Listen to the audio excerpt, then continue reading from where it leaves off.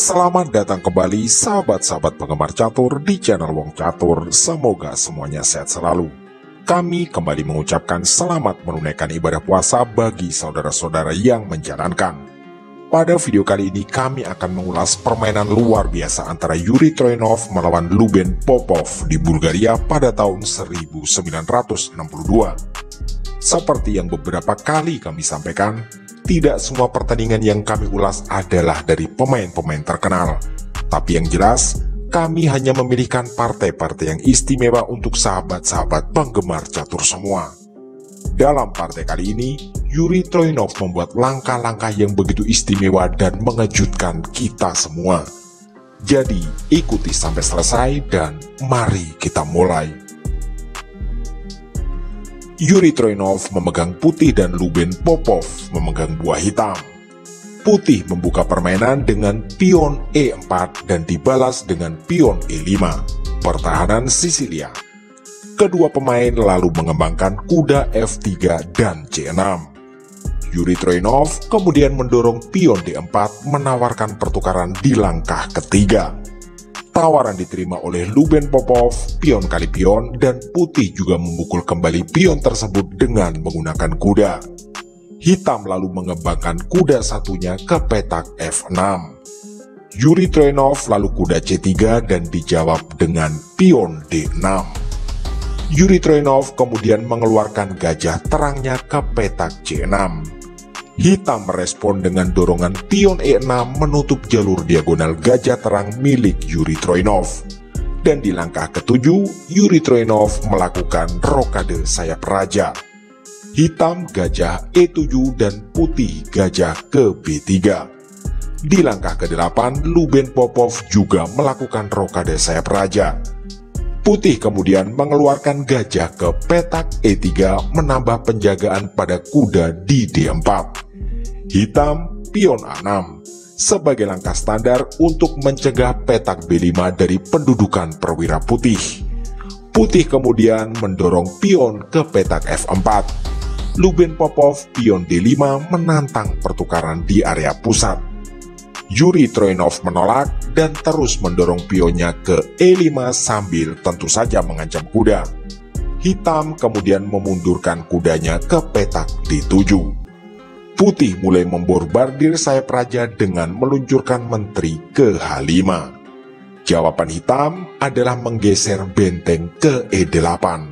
Disinilah semuanya bermula. Sampai dengan langkah ke-12 ini, memang di atas papan terlihat putih lebih baik dalam pengembangan para perwiranya dibanding hitam di mana beberapa perwiranya sama sekali belum bergeser. Di langkah ke-13, putih alias Yuri Troyanov melakukan pengorbanan, yaitu kuda kali pion D5. Pengorbanan diterima oleh Louben Popov, pion kali kuda. Sahabat-sahabat semua pasti menduga langkah lanjutan dari putih adalah gajah kali pion kan? Dengan tujuan menyerang pion F7 dua kali bersama menteri. Tapi tebakan itu ternyata salah. Dan mari sama-sama menahan nafas dan mengencangkan sabuk pengaman. Karena putih memberi kejutan yang jauh lebih besar. Ya, menteri kali pion F7 skak. Apa tujuan dari langkah ini? Ikuti terus karena sebentar lagi akan terjawab. Kita analisa dulu apa yang terjadi jika pengorbanan ditolak. Tentu saja raja harus ke petak sudut H8. Maka lanjutan putih adalah kuda E6 menyerang menteri. Jika menteri kabur ke A5 sebagai satu-satunya petak aman, maka pasti akan terjadi skakmat dengan menteri kali pion G7. Dengan kata lain, hitam hanya punya dua pilihan, yaitu kehilangan menteri atau mengalami skakmat jika pengorbanan ditolak. Mari kita kembali ke permainan aslinya. Hitam menerima pengorbanan, raja kali menteri. Baru setelah itu, putih lanjut dengan langkah gajah kali pion D5 skak. Mari kita perhatikan, tak ada satupun perwira hitam yang bisa menutup skak. Dan hanya ada dua pilihan petak bagi raja hitam, yaitu F8 dan G6. Jika raja ke F8, maka putih kuda ke E6 skak menggarpu menteri. Selain itu, ada ancaman discover skak di langkah selanjutnya. Dengan alasan tersebut, hitam menyelamatkan rajanya ke petak G6, yang ternyata tidak membuat semuanya menjadi lebih baik. Putih lanjut dengan mendorong pion F5 skak. Di sini lagi-lagi hitam dipaksa membuat langkah yang tidak ada pilihan lain, yaitu ke petak H5 sebagai satu-satunya tempat pelarian. Putih terus menggempur dengan gajah F3 skak.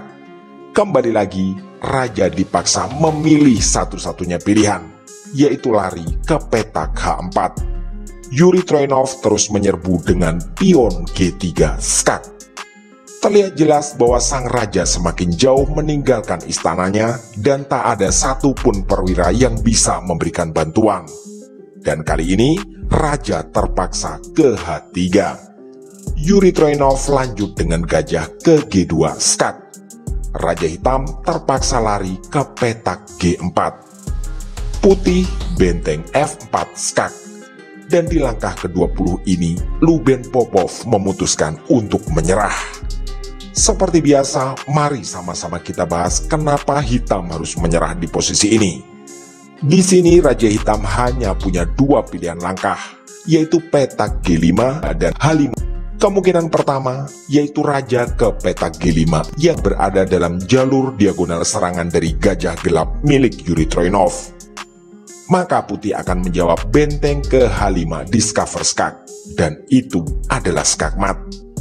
Atau kita ambil kemungkinan kedua, yaitu raja ke H5. Maka putih tetap akan menjawab benteng ke H4 skak. Raja putih sudah tak bisa bergerak lagi, dan satu-satunya jalan bagi hitam adalah memukul benteng dengan menggunakan gajahnya. Dan lanjutannya justru lebih indah, yaitu putih menggeser gajah terangnya ke petak G3, dan ini juga adalah skakmat.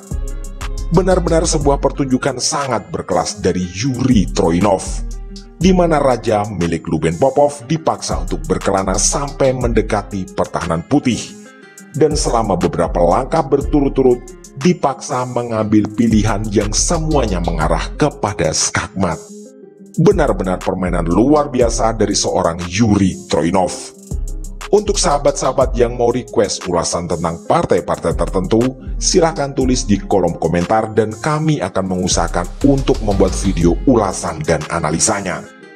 Demikianlah video singkat kali ini. Semoga bisa menjadi inspirasi dan referensi bagi kita semua. Mohon dukungan like, komen, share, subscribe, dan doa agar channel ini selalu belajar dan makin berkembang. Terima kasih telah menyimak, mohon maaf atas kesalahan kata dan sampai jumpa di video catur berikutnya.